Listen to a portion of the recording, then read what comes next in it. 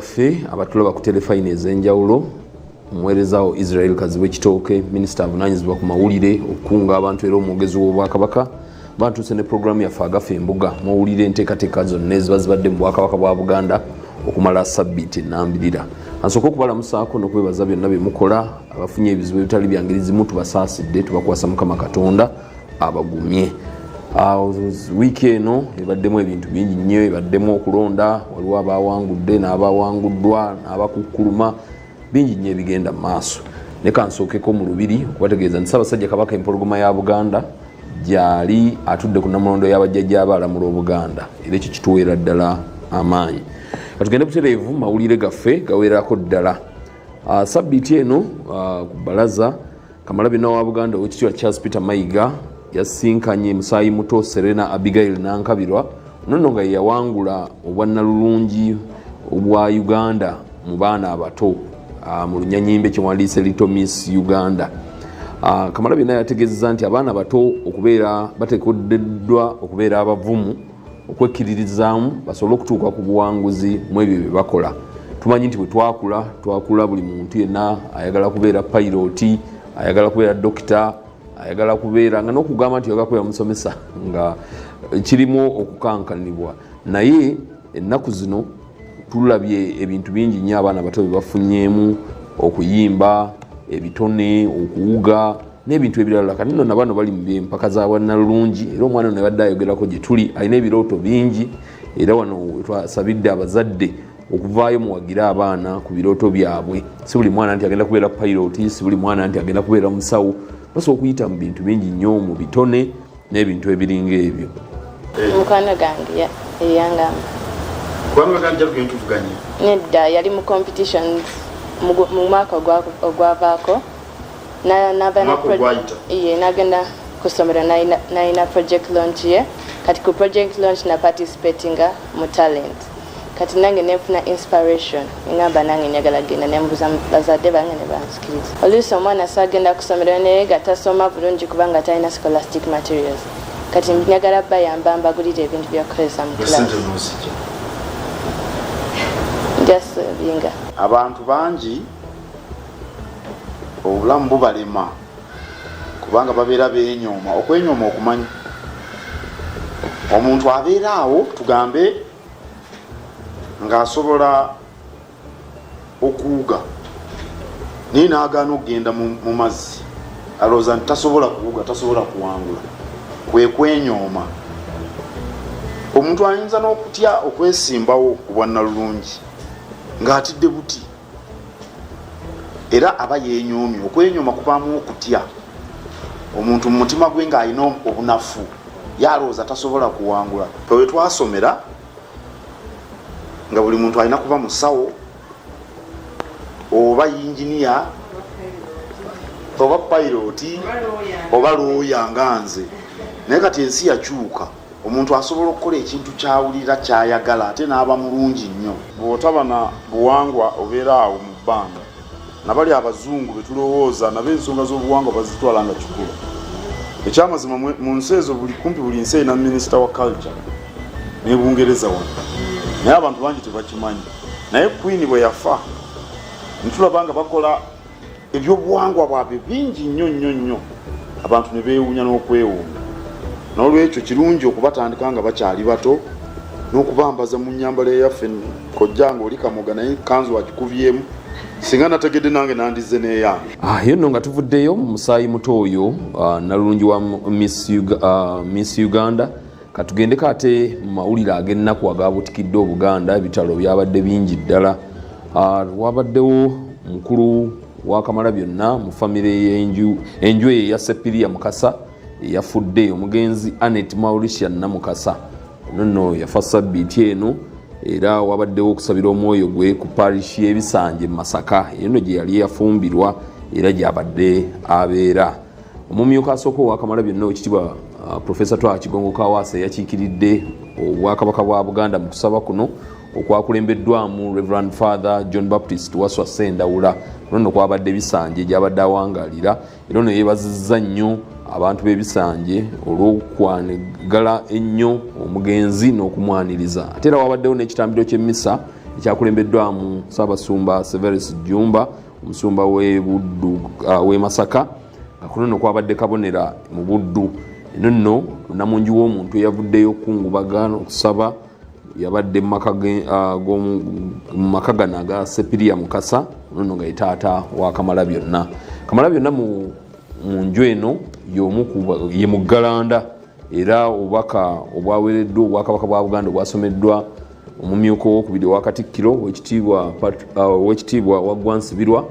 Mu kusaba kuno yategeezezza nti Kamalabyonna empeke gye tumulabamu byonna omukyalo ono omugenzi yamuyinako kyamaanyi ennyo kye yakola kubanga omukyalo ono yali musomesa, yali miss ng'edda bwe babayita era erinnya eryo ne limukalako erya miss.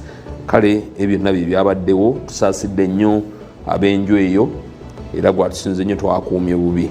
Bakubagiza nnyo era tusabe Katonda naffe atuwe kye tuyiga mu bulamu bw'omugenzi ono okufaayo kuba tukwasibwa ku bitukwasibwa.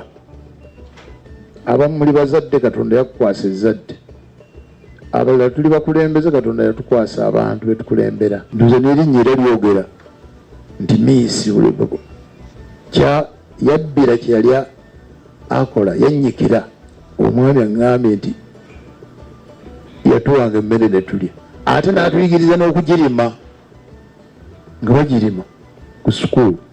Twebaza Mukama awadde omugenzi Namukasa emyaka egy'ekitiibwa ennyo 84.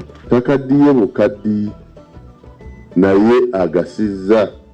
Ffe nga gavumenti ya Ssaabasajja naffe twebaza omugenzi. Ebintu ebimu ebyennuma ennyo mu bantu abakulu bwe bati abatuvaako ye ngunjula y'abaana bo gye baakozesanga bw'ogigeraageranya n'engunjula eriko kaakati. Tubeebaza obubaka obutugumya, tubeebaza amabugo, twebaza bonna abeenyigidde mu nteekateeka ez'okuwerekera Anet Mauricia Namukasa Miss. Ssaabasajja ali Bulaaya, olunaku Anet lwe yafa lwe yagenze e Bulaaya alina ensonga ezamututte era namubikidde ndi ku kisaawe nga musiibula n'abasaasira nnyo. Kitaffe ng'atwala abaana be mu masomero ag'amaanyi mu budde obwo nababulira Nankulu yasomera Villa Maria nawo waliwo ekisulo, ono yasomera Bwanda mu primary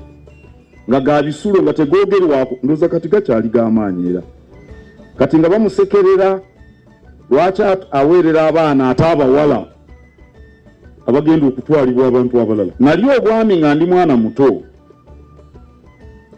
nga bwe mba namusa abantu nga mba neekapye. Anet nampita naŋŋamba ekikuweekapisanga ng'olamusa abantu kyeki? Naŋŋamba bw'olamusa omuntu nga weekapye obeera omugamba nti olina ebizibu. Lwaki ebyo ebizibu byo bibuulira buli gw'olamusa? Ye yanjigiriza akamwenyumwenyu akatanva aka. Twagala okusiima emirimu emirungi Mukama gy'amusobozesezza okukola ate n'okufaayo ennyo okugunjula. Mami yasacrificinga nnyo okulaba nga tusobola okusoma n'atukyaliranga and all those things ne family. Era mu bitalo ebirala ebyabadde mu Bwakabaka bwa Buganda kyekyokufa kw'omukyala Nakaggwa Basudde, ono nno nga yabadde atunga ebyambalo byabakiise mu lukiiko lwa Buganda. Omukiise yenna mu lukiiko lwa Buganda Ssaabasajja Kabaka bw'amala okwatula erinnya balina ekyambalo kibakuwa ekivuli ekyo, naye omuntu abadde atunga ebyambalo bino okumala ebbanga eddene ye mukyalo ono omugenzi Nakaggwa Basudde. Yafudde naye sabbiiti eno era kitalo nnyo, tusaasidde nnyo ab'enju ye kubanga abadde akola omulimu gwa ttendo mu Bwakabaka bwa Buganda. Ate era nga tukyali mu bitale byabaddewo kufa okuseerera kwa Ssaabalangira omubuze Godfrey Musanje Kikulwe Ngobe. Ogana amawulire gabutikidde Obwakabaka n'oluli olulangira olw'okuseerera kwa Ssaabalangira Godfrey Musanje Kikulwe. Ono yasomeddwa misa ey'okusabira omwoyo gwe mu lutikko Lubaga wano. Eno nga yakulembeddwamu mu Reverend Father Emmanuel Sebayiga era ng'omumyuka asooka owa Katikkiro ye yabaddeyo ku lw'Obwakabaka bwa Buganda. Mu kusaba kuno yasaasidde nnyo gavumenti ya Ssaabasajja Kabaka n'olulyo olulangira olw'okuviirwako Ssaabalangira ono bamwogeddeko olw'obuntu bulamu obwetowaze. Tumanyi bulungi nti yaliko mu byobufuzi n'abivaamu ate Ssaabasajja Kabaka gye yamulengera okukulira olulyo olulangira naye alukulidde bulungi nnyo. Abadde omuntu atazzikawo nga mwetowaze nnyo, alina obuntu bulamu nga mbutuufu oyinza okugamba ye muntu gw'olinnyako n'ogenda ng'enjogera y'ennaku zino bw'eri. Ate era yaterekeddwa olwokuna Kasawo mu Kyaggwe nga Kamalabyonna wa Buganda Oweekitiibwa Charles Peter Mayiga yakulembeddemu okuwerekera omugenzi ono. Era yamwogeddeko ng'omwetowaze, omuntu mulamu akoleka gw'osobola okukola naye, kubanga ng'oweereza mu Bwakabaka bwa Buganda weetaaga abantu nga bano okusobola okubeera nabo. Era yalangiridde nti mu kiseera kino Omulangira Fred Kateregga abadde mu myuka wa Ssaabalangira agenda okusigala nga addukanya emirimu gino okutuusa Ssaabasajja Kabaka lw'anaasalawo n'atuweereza Ssaabalangira omuggya. Bwe bityo bwe byabadde era twakuumye ebibi nnyo tusingidde ddala ayibeene. Ssaabasajja Kabaka ali Bulaaya naye abasaasidde nnyo era ntumye nnyo okubalaba. Okusookera ddala ab'enju ate n'aboolyo olulangira. Ssaabasajja Kabaka yabaweereza n'ente 2 ze mubadde mwogerako, yandagidde nzibawe. Omulangira Kikulwe Ssaabalangira nga bw'aseeredde, Ssaabasajja Kabaka ajja tuwa Ssaabalangira omuggya gw'anaakwasa omuggo osegulira ennume. Naye mu kiseera kino olulyo luluŋŋamizibwa Omulangira Fred Sande Kateregga abadde omumyuka we okutuuka Ssaabasajja. Era ekyandagidde nkibategeeze nga nzija wano. Ekyamazima Kabaka ye yandibadde Ssaabalangira, naye olw'okuba abaagabanye obufuzi obwa Buganda yonna, kyava alonda omu ku mmwe n'amukwasa obuvunaanyizibwa okuluŋŋamya olulyo olulangira. Kubanga Omulangira bw'afuuka Kabaka aba asusse ettala ery'okkulira ekika. Mwaba olulyo olulangira nammwe ekika kyammwe ekitalina muziro. Neebaza nnyo Ssaabalangira Musanje abadde mukwata mpola, abadde tasitula ddoboozi lye, abadde yeebuuza nnyo, abadde awuliriza, abadde mwetoowaze nnyo, era abadde tapapira nsonga. Emirundi mingi bwe tuweebwa ebifo tulowooza nti ekitiibwa kigenda kuva mu kifo ekyo ekikuweereddwa n'akatono. Ekitiibwa okifuna okusinziira bw'okola emirimu egigendera ku kifo ekyo. Kitalo nnyo, kitalo ddala. Omugenzi abadde kyakulabirako nnyo mu bukulembeze bwe, era tujja kumusaalirwa nnyo. Nze abadde mukwano gwange nnyo era nga bwe nayogedde eggulo nti miitingi zaffe nnyingi nnyo ze mbadde mbeera nazo n'abalangira n'abambejja bangi nga tutuula mu miitingi ne tuteesa ekyokukola, era bingi bye tutuuseeko nga tuli wamu naye ne tulaba engeri gye tuyinza okutambuzaamu eggwanga lyaffe Buganda ne Uganda okutwaliza awamu. Twegayirira Katonda atuyambe bwe tulaba abakungu nga bano nga batuvuddeko. Boyinza okugamba nti no at least bayimirira mu maaso g'abantu banaalaba ekyokulabirako. Tusaaliddwa nnyo Ssaabalangira. Njagala kusaasira nnyo abaana baffe bano baganda baffe kitalo okubirwa taata, naye ate nayebazibwe okusobola okumusiika naye balina okumujjanjaba obulwadde bwayiseemu. Munnange ono tukolaganye bulungi, tutambudde bulungi era tubunye buli wantu. Ntugezaako okulaba nti tuba Abaganda abategeeza Abaganda kiki Obuganda kibutegeeza okuba n'essiga lino. Tulina essanyu lingi okutwegattako okuwerekera mukadde waffe Ssebo Katikkiro. Tusiima olw'enkolagano ennungi gy'obadde nga ne kitaffe Ayo nga tuvuddeyo wabaddewo olukiiko lw'abaami b'amagombolola bano nno nga balungamiziddwa ku nkola ey'emirimu Oweekitiibwa Joseph Kawuki minisita wa gavumenti ez'ebitundu. Bano nno baadde bava mu masaza Gomba, Busujju, Mawokota ne Butambala. Bano nno babadde ku mbuga y'essaza Gomba nga bayitirwamu ebyokukola kuba tumanyi bulungi nnyo nti abaami bano ab'amagombola bakola kinene nnyo okulaba nga batuuka ku muntu asookerwako ab'emiruka.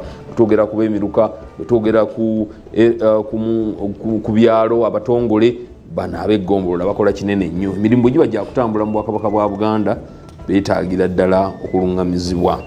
Yo nga tuvuddeyo ekitongole ki United Nations Development Program UNDP kyegasse ku Bwakabaka ku nsonga y'okutaasa obutonde bw'ensi nga kibangula abakulembeze b'abavubuka mu Bwakabaka bwa Buganda Youth Council n'abavubuka abalala bonna. Era omusomo guno ogwamaze ennaku 3 gwaguddwawo omukubiriza w'olukiiko lwa Buganda Oweekitiibwa Patrick Lwagamugumbule ng'abavubuka bano be basaale mu kutaasa obutonde bw'ensi. Twalabye mukyala Nwane Obaho ngono yakikulira mu Uganda yategeezezza nti omulimu guno nga guba gwa kutambula bulungi balina kusookera ku bavubuka gugende nga gusaasaana kubanga abavubuka essuubi ly'eggwanga. Era bino byabadde wano ku mbuga ya Bulange Emmengo. Sina kyebitaddeko byakukuuma obuwa ensi yaffe nga eri kiragala kwe twogerako by'emiti n'ebibala byonna bye tulina mu ggwanga. Nti mulaba enkuba tetonnya bulungi, tulaba bwetunula ebweru olaba waliyo olufu, naye olufu olwo lujjuddemu ebikyafu. Tulaba entobazi bazimazeewo, ebibira babimazeewo, ennyanja yaffe Nalubaale bw'ogenda eri ku myalo olaba Buveera olaba Budomola. I believe that if Africa is going to turn around or turn a leaf and change, it will be driven by the power and initiatives and collective push of youths in the continent. Ogula ekibanja nga mulimu emiti 8 naye bw'omala okisasula olwaleero n'odda e Kampala ogenda okuddayo enkya ng'emiti 3 gikoze eki gigenze ne bakima emirala n'ogukulaakula nagwo ne bagulambula bwe bagamba guvaamu embaawo mmeka muvaamu giweramu oba nedda.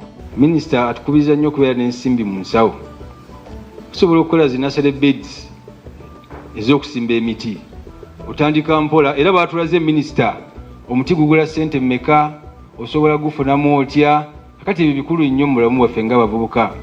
Mu nnaku zino 3 basomye ku miti egy'enjawulo ku ngeri y'okukolamu emmerezo, engeri gy'okufunamu emigaso egy'enjawulo na miti ki egibayamba okufunamuko ku kasente. Eyo nga tuvuddeyo tuddeko mu byobulamu wabaddewo olusiisira lw'ebyobulamu ku St Joseph Hospital wano Wakiso. Dr. Mugaga tukwebaza nnyo era Oweekitiibwa Court Leader Nakate yalugguddewo era n'okuluggalawo. Olusiisira luno lwabaddemu okukebeza abantu bajjako omusaayi ate ku ssente ensaamusaamu. Twebaza nnyo bannaffe abo bannamukago. Ate era nga tukyali mu byobulamu eddwaliro ly'Obwakabaka ery'Essingo lyafunye ekyuma ekikebera amaaso era bannansingo bali mu kujaguza ekyuma ekikebera amaaso. Amaaso gano abantu bagenda ne balwala gatandikiriza mpola ogenda okulaba wina ekifu ku maaso era bw'oba togenze kujjanjaba bwe gate nno bwe gagenda. Maaso gano galina ne pressure abasawo bategeeza abakugu. Kale eddwaliro lyaffe ery'Obusimbi lyafunye ebyuma bino era mu kwendaddewo kagimu omwami wa Ssaabasajja Kabaka Oweekitiibwa ono yabaddewo nga eddwaliro lifuna ebyuma bino n'abaami baafuga nabo. Ssaabasajja Kabaka twamunnyonnyola nti ensonga y'amaaso bannassinga ebali bubi n'abantu abalinaanyeewo n'atuwa ekyuma kingi akituteereddewo. Tufunye abalwadde bangi era tuyigedde okubaweereza ne tweyama okubajjanjaba era okubaleetera empeereza endala ng'ey'amannyo naye eri kumpi kujja ey'abakyala bo. Tuli basanyufu nnyo nti Ssaabasajja Kabaka atudduukiridde mulanga gwaffe olw'okuba nti bannassinga babadde n'ekirwadde ky'amaaso. N'olw'ensonga eyo njagala okukubiriza abannassingo mwenna amaaso galabibwa abakugu.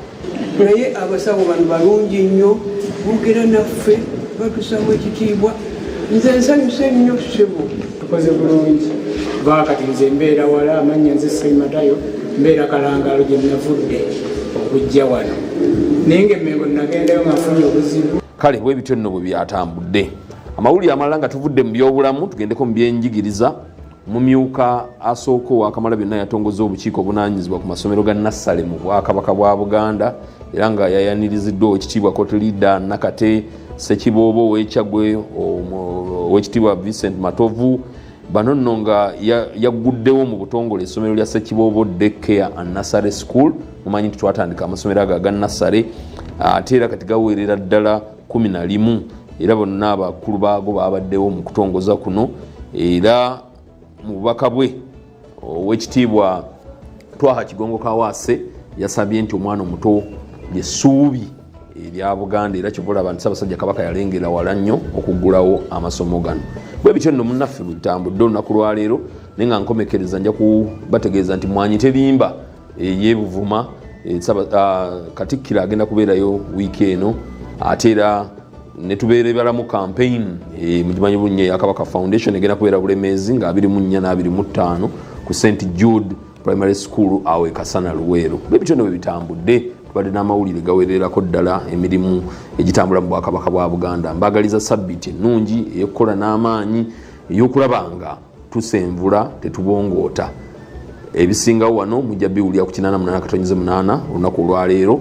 CBS nga nnyongera okulambulula ku nsonga zino. Mbagaliza ekiseera ekirungi awangaale nnyo omutendera.